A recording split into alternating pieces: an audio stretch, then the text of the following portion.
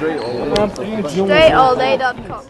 You're now tuned into the show where you learn the discipline to show up day after day to do the work, the confidence to put yourself out there boldly and authentically, and the mental toughness to continue showing up, doing the work, putting yourself out there, even when the success you've expected to achieve has yet to be achieved. And on top of all this, you get a huge dose of personal initiative. That is the go-getter energy that moves any one of us, including yourself, to go and make things happen instead of waiting for things to happen. And then we put all this together into a series of frameworks, approaches, insights, strategies, and techniques all underneath the umbrella of one unified philosophy that is called Work on Your Game. My name is Dre Baldwin, also known as Dre All Day, and welcome to the show. And today's topic is 2-minute warning energy, the energy of the 2-minute warning. If you don't know what that means, actually nobody knows what it means because I made it up. I didn't make up the concept of the 2-minute warning, but I made up this whole concept. I'll explain it, of course, in this episode. But before I do that, let me remind you of two things. First of all, my daily motivation and Monday motivation messages, guaranteed to have you focused, sharp, and on point, start your day, your week, respectively. All you got to do to get these is be in my texting community. And guess what? It is free to join. Yes, free. Free. All you got to do is text me at my number, 305-384-6894. Once you text me, you'll be a member of the community. Once we start sending those messages out again, we're not sending them right now as of this recording, but we might be by the time you get this. So just text me right now. It's free to join, costs you nothing. And then as soon as we start sending them out again, our bot will let you know that they're coming. And then moving forward, you'll be getting messages directly from me, which you can even respond to and have a direct engagement with me, because that is not outsourced. That is not AI that is responding to you. That is not my assistant. That is me. I actually do read those messages, and I do respond to. I don't respond to every single message, but if you get a response, it is coming from me. All right, so you got my word on that. You get a response from my text community, it is coming from me once we start sending them again. So if you text now and you don't get a response, that's because we're not sending them. But when we do, you'll be getting them. Secondly, Work on Your Game University. If you would like to master your mindset, your strategy, your systems, and your accountability for implementation of high-level performance, consistency of performance, and producing more results in your life or your business, personal or professional, or both, go to workonyourgameuniversity.com. You can see all about what our program is about and take the next step and get into work with us. That out the way, let's get into the topic, which is 2-minute warning energy. So first of all, let's get clear on what the 2-minute warning is for those of you who are not familiar. The 2-minute warning is the official label of the moment that is announced in an American football game when there are 2 minutes left in either half of the game. So a football game is 4 quarters. So the second quarter is the end of the first half. And when there are 2 minutes left in the second quarter, there's a official timeout called the 2-minute warning. This is basically a timeout that is charged to neither team. It's a timeout that happens naturally in the game, and there are only 2 minutes left before halftime. And then at the end of the game, the end of the fourth quarter, there's another 2-minute timeout because there are only 2 minutes left in the entire game. And when there are 2 minutes left at both points, this official timeout happens. And what the teams do is they gather, strategize, and plan what they're going to do over this final 2 minutes. And today, what I want to talk about is the energy that you want to have, that you can borrow from what you will notice. And I'm going to draw a parallel here from what happens in American football games when they are at or approaching the 2-minute warning, and how you can start applying this energy to your own life and to your own business. Point number one. Topic, once again, is 2-minute warning energy. Number one, here's the question. And some of you who are not football fans may not know this. I'm going to make it real clear, even if you've never watched a minute of American football. What do football teams do around and after the 2-minute warning? If you watch football, then you know the answer to this. And if you don't, I'm going to tell you the answer. If the team is losing, let's say a team is losing the game, but there are 2 minutes left in the first half or 2 minutes left in the game, what does that team do?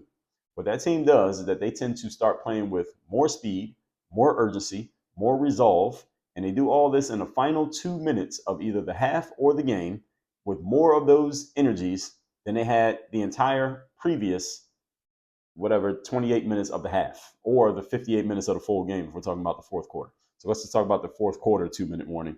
The team will start playing with more energy, more resolve, and more focus in the last 2 minutes of the game when they are losing than they did during the entire 58 minutes leading up to that point, which might be the reason why they were losing in the first place. But all of a sudden, they get all this energy. Now they move a whole lot faster. Now they achieve a lot more often in the last 2 minutes than they did the previous whole game. How is this possible? The point here is about what happens in these 2 minutes. The urgency's up, the speed's up, the efficiency's up. The team gets more done than they were able to get done all up to this point. And the question is why and how is this happening? Why is this?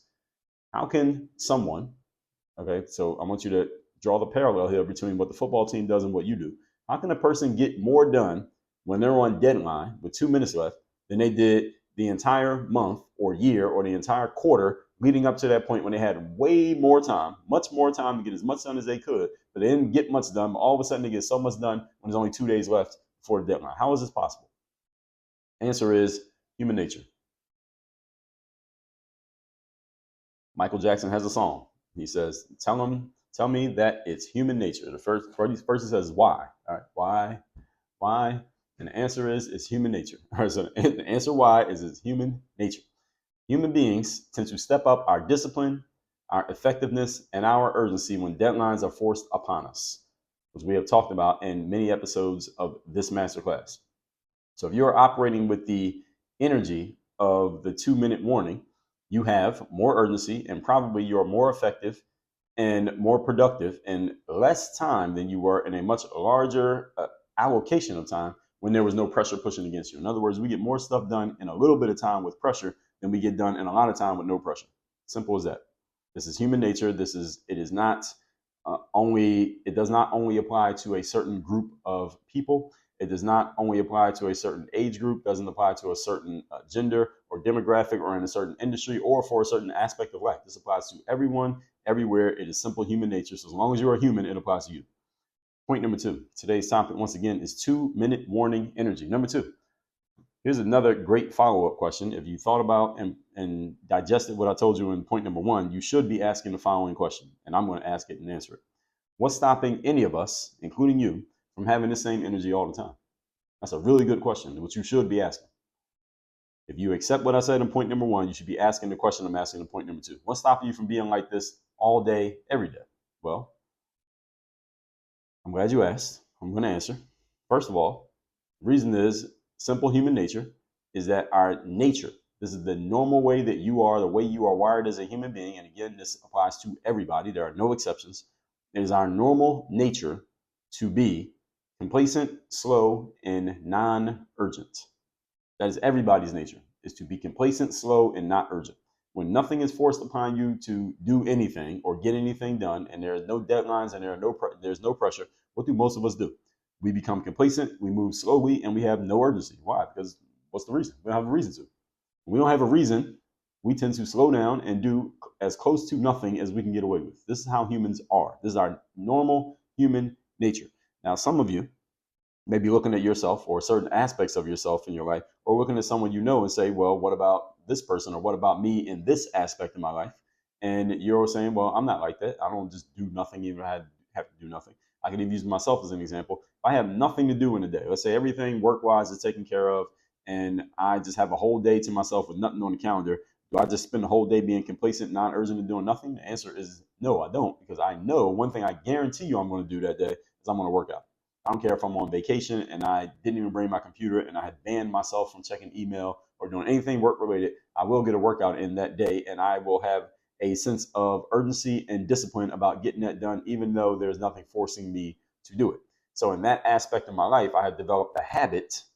Key thing here, I developed a habit that became a discipline of carrying myself a certain way and getting things done with a certain amount of urgency and determination, regardless of any outside forces. There's a lot in there that I want you to catch. The most important part is the first thing I said, developing the habit. When you develop the habit that goes against your human nature, as long as you don't do anything to break the habit, that habit calcifies into a discipline. That discipline calcifies into a way of being, which means you are altering your natural human state. You're altering your human nature. But human nature must be, the only way it can be altered is by force of habit, discipline. Habit becomes discipline. And that habit is only built through some form of conscious and intentional, directionally focused standard. You have to make a decision that this is the way that it must be. You have to be thinking about it, and you have to have the intention of doing it, and then you have to have the determination to build that into a habit. I mean, you got to do it over and over and over again, even when you don't want to do it, until the subconscious mind understands that you're going to keep doing this and eventually takes over the task, and that the subconscious mind turns it into a discipline. Usually we call things a discipline when they're things that we want to do, but a discipline is just a form of a habit that's been calcified. Discipline is just a habit that's been calcified. So if you have a habit of eating ice cream, that's a discipline. But usually we don't call things disciplines when they're things we don't want to be doing, or things we know we shouldn't do. But it is a form of a discipline. But most of the time we'll just call it a bad habit, but it's the same thing. We don't put ourselves into this frame of mind because it's not natural for us. This 2-minute warning thing I'm talking about, we don't put ourselves into this frame of mind because it's not natural for us to do so unless you've already done the conscious and intentional process that I just described, and even when you're aware of this type of energy, and all of you are aware of it because we're talking about it right now, most people still don't put themselves into this space on purpose because, first of all, it's uncomfortable to have pressure pushing against you. Most people are very uncomfortable with pressure. As a matter of fact, everybody is uncomfortable with pressure. The difference is not whether you are comfortable or uncomfortable. The difference is what do you do when you feel it. Because you can be uncomfortable and still perform. How many of you have ever been uncomfortable, but you still did what you had to do? Everybody is nodding your head. Everyone listening to me should be nodding your head or raising your hand because we've all been in positions where we were pressured to do something and or you were uncomfortable doing something, let's just say, but you still got it done. I'm talking about uncomfortable in a way like something that you actually wanted to do, but it was just uncomfortable. So maybe you wanted to get in shape and the trainer said do 20 burpees and you never did more than 3 in your life, but you did all 20. It was uncomfortable, but you did it because you felt like there was something positive on the other side of those 20 burpees. And hopefully there was. So the thing is, everyone feels uncomfortable when we are pushing ourselves to do something that goes against our nature or our habits, our developed habits. And if you're an adult, fully grown adult, listening to this over the age of, let's say, 18, you have a whole bunch of habits that you're not even conscious of. So when you push yourself to do things that go against those habits, it will be uncomfortable. That doesn't mean you shouldn't do it, and it doesn't mean it's a bad thing. It actually can be a good thing. Hopefully, you're choosing your discomforts rather than having them thrust upon you. Usually it's better when you're choosing them than waiting for life to make you be uncomfortable. That usually comes in a form that you may not be too happy with. Most of us would rather have things, again, this is just human nature. This is not a flaw, this is just human nature. Most of us would rather have things be easy, comfortable, and have as little pressure as possible. That's how most of us would prefer things to be. And if you want to know how I know this to be true, so look around at human beings. Look how most people operate, how most people move through life, professionally and personally. And if you want to get real serious, look at yourself. Most people want things to be easy, comfortable, and as pressureless, if that's even a word, as possible, as low pressure as possible. With that said, remember what I've told you over and over again about human nature and the habits of people. You should notice what most people do habitually and determine to make sure you don't do too much of that. Make sure you're not one of the people doing what most people do. All right, this is one of those areas where you want to stay away from being like most people. Most people are complacent. They don't want any pressure on themselves for any reason, and you should be urgent and want pressure all the time. Now, are you going to bat 1,000 at that? Are you always going to be like that? Probably not. But the more you think about it and the more you set standards for yourself and give yourself real reasons to do it and have a strategy and a structure for doing it and are held accountable to implement it, the better you'll get at it. Now, all of those things I just told you, you got to be conscious about those and you have to be intentional. Those don't just happen just because you heard me say it on a show. You got to do it and you have to have a process for doing this and you have to be intentional about it. That's the key word here, intentional. Habits must be changed. The only way a habit is changed is through intentionality. You cannot change a habit by just wanting it to change or wishing it to change or, of course, not hoping it'll change. You have to be intentional, when you're, which means when you're intentional about something, you will take other steps to support that intention, not just thinking about it. Thinking about something is not an intention. It can be the seed of an intention, but intention means you're taking action behind it.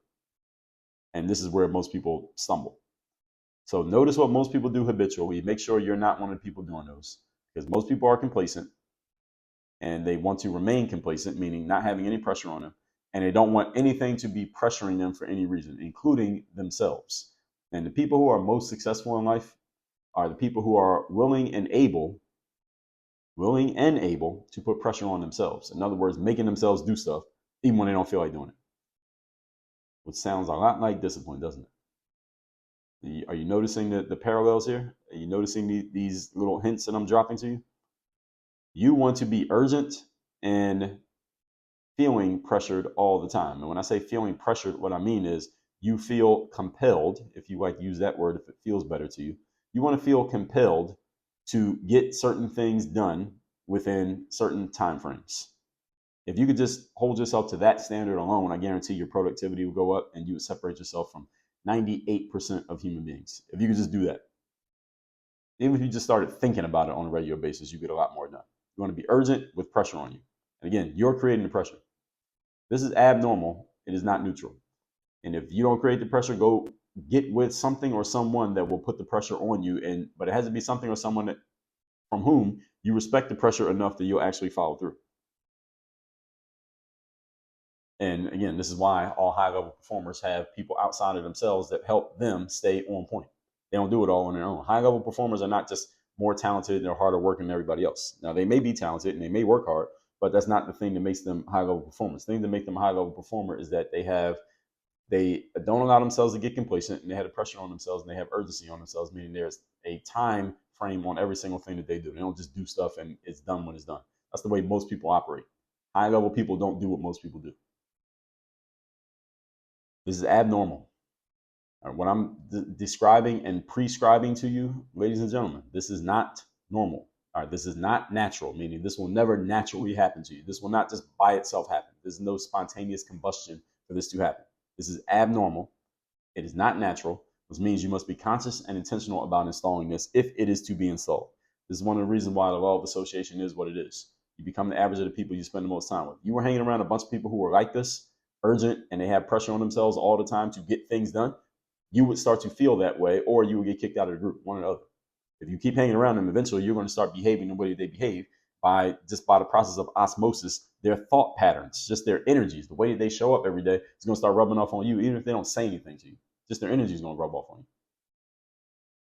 This is why the law of association matters so much. This is why you shouldn't be hanging around just by yourself all the time. And even if you are by yourself in terms of humans, you should be consuming material from people like me on a consistent basis all the time, so that even if you don't know me personally, you are spending more time with me than you are spending with your loser coworkers who are never going to allow you to get out of your state of complacency and your sleepwalk, and will never allow you to put pressure on yourself, because you would be mixing poorly with their environment, because those are the people you hang with the most. So you need to start hanging with people like me and high level people, even if it's just through the messages that we're sharing and is not through a personal connection. But a personal connection is not far away, at least when it comes to me, if you just go to workonyourgameuniversity.com. Point number 3. Today's topic, once again, is 2-minute warning energy. Number 3, habits develop either by inertia or by force. That's it. Habits are developed by inertia or by force. What is inertia? Inertia is object in motion tends to remain in motion. Object not in motion tends to remain not in motion until or unless acted upon by an outside force. In other words, we develop habits by things just happening often enough that eventually they just become normal ways of us being when we don't even realize that it's happening. This is the beauty and the curse of the human animal, is that we develop habits by just things happening. We're not even thinking about it, and we do it so often it just becomes our normal way of doing things. If you really got conscious about this, and over the course of a day you just started noticing your own habits, you may notice a habit that you have that you don't want to have, and if you start questioning yourself, like, where the hell did I develop this habit? You probably won't be able to answer the question. But that's the beauty of the human animal, is that we develop habits without even knowing. The challenge is a lot of the habits that we develop are not serving us. That's why you got to catch them and get rid of them. I talked about that in my book called Work on Your Game, the how to use the pro athlete mindset at work and in life. And in the book, Work on Your Game, I explain to you, your habits are your employees, and they're representing you to the outside world. And you pay them with your life, not with money. And any habit that is not doing its job, i.e. helping you become the best version of yourself, you need to fire that habit and replace it with a better one. Same way you will fire an employee and replace them with a better one, you do the same thing with your habits, because your habits work for you. And again, you got so many habits that you don't even realize who's on your payroll. Extending that metaphor. So this habit that we're talking about here, the 2-minute warning, this habit is built by force. This is not built by it just happens. This is built by force. And the only way it could just happen, quote unquote, is not really it just happened. It's actually a trick statement. It's not really true. Is that you get around other high level people, and just by being around them through association alone, you start behaving in this way just because you're around those people. So that's not really just happening. There's an intentionality around that, because you got to get around people. You have to be intentional about getting around them, unless you happen to be lucky enough to be born into a family, or you get thrown into an environment where these people already exist and you didn't even do anything on your own to make it happen. If you happen to have that situation, consider yourself lucky. Most of us are not that. So since this habit is built by force, okay, so be it. It's built by force. So what does that mean? As I talked about in my second point, you have to force yourself and put pressure on yourself as often as possible to make these things into habits by doing them over and over and over again consciously, meaning you have to be thinking about it. It is not going to just happen just because you thought about it once or you heard it once. That's not enough. You one time hearing about something is going to undo 32 years of unconscious programming? I don't think so. You do anything often enough on purpose, even if you have to think about it every time, eventually your subconscious mind will get the point, and it will take over the task, and it becomes a habit. And then you do it often enough, you create a process and structure around it, it becomes a discipline. That's the other thing about habits becoming disciplines, is that there needs to be a process and a structure. So that it becomes more conscious when it's a discipline. When it's a habit, it's not conscious. And often our habits are not serving us. If you have a bunch of habits that are serving you really well, you're not even thinking about them, consider yourself, again, exceptional and also lucky. But usually the habits that are serving us, the good habits, quote unquote, that most human beings have, they're actually disciplines, because disciplines have structures and systems around them. Whereas a habit is just something that unconsciously happens. Habit is things that somebody might not even know that they do until you point it out to them. A discipline, anybody who has a discipline, they know that they're doing it. Anyone who has a discipline knows that they're doing it. So if you ask me, Dre, you put out shows every day on this Work on Your Game show, this masterclass comes out every single day. Or do you have a process behind it? Of course I have a process behind it, because there's no way this show will come out every day just by itself. All right, there's a intentionality behind discipline. Habits do not have an intentionality. You can create a habit through intentionality, but if you just let it go after it's become a habit, it's not a discipline. It's just a habit. Again, you're not thinking about it. If you're thinking about it, it's a discipline. Because when you're thinking about something and you're doing it over and over and over again, there's some type of system or structure there. Even if you don't have it documented, even if you couldn't verbalize it, there is one if you're thinking about it. Everybody listen to me right now. You have habits in your life that did not come to you naturally, but because you did them over and over again, whether by your own decision or by something someone had done or something did to you, eventually it became a habit that you didn't have to think about anymore. Anybody listening to this today, did you tie your shoes today? All right, that is not something that comes naturally. Humans don't just eventually they get to a certain age and all of a sudden they know how to tie shoes. This is not it's not just some natural thing. Now, standing up and walking, those are natural things. My son, we didn't take him to a class on standing up or a class on walking. My son's, as of this recording, when you hear this, he'll be 2 years old. We didn't teach him how to do that. There was no class on it. We didn't do any specialized training on him standing up and walking. It was just a natural progression that he was laying down, then he was able to turn over, then he could lift his head up, then he could stand, then he could walk. All right, now he can walk and he can run. All right, that's a natural progression. He didn't have to think about it. But to tie his shoes, that's a skill he would have to learn. That's not something that would just naturally come if nobody ever teaches it to him. Reading, that's a skill that someone will have to develop. That doesn't just naturally, you don't just naturally start learning how to read. Right? You have to be taught. Okay, so there's a difference. So you have habits that you develop by doing things over and over again, whether by decision or someone forcing you. And eventually it became a habit that you no longer thought about. And now it's part of your normal mode of operation. That's how it happens. So newsflash for you, you can do this with any aspect of your life and behavior. That should be good news. You can do this with any aspect of your life or behavior. You can develop this 2-minute warning energy or any other type of energy and have it as your normal mode of operation. Now, this does not have to be a one-time or random thing. The key is choice and intentionality. Let's recap today's class, which is the 2-minute warning energy. And again, I'll explain. I'll get right into my points here, so I don't have to even give you another intro. Number one, football teams at the 2-minute warning, when there are 2 minutes left in a football game, all of a sudden they develop more urgency, more sense of purpose, and more effectiveness in the last 2 minutes than they had in the previous 58 minutes of the game if they happen to be losing. Why? Because they know that they're on deadline now and there's pressure on them to actually win the game. So they all of a sudden start performing at a level that they didn't perform all up to that point in the game. And the question is, point number two, what's stopping any of us from having this energy all the time? Why can't we do this all the time? The reason is our human nature to not do this, is to be complacent, slow, and non-urgent. That is your normal mode of operation. That's their default.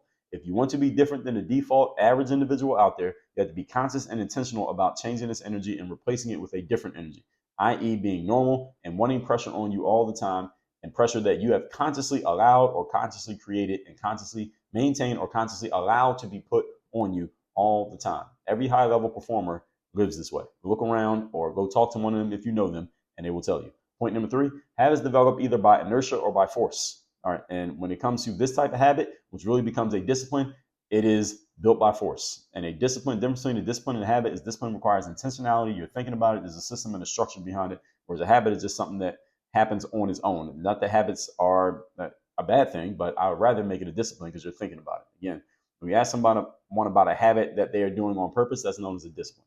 They ask someone about a habit they don't even know they have, they may be surprised that you even pointed it out because they don't know what you're talking about. So everybody listen to me now. You have some habits in your life that did not come to you naturally because you did the same things over and over again. You can do this with any energy, anything you want to do in life. The challenge is you must be conscious and intentional about it for long enough for it to turn into a thing that you no longer have to think about. And that takes a time investment that most people, frankly, are not willing to make. Question is, what are you willing to do? That said, text me So you're in my text community. My number's down below in the description. Then go to workonyourgameuniversity.com so I can help you implement these things, strategize how to do them, create the system for doing it, make sure you're being held accountable, make sure it is implemented properly so that you are performing at your highest level, doing so consistently, and producing more results in your business and in your life with me as your direct coach in the process. That's all at workonyourgameuniversity.com. Work on your game. Dre, all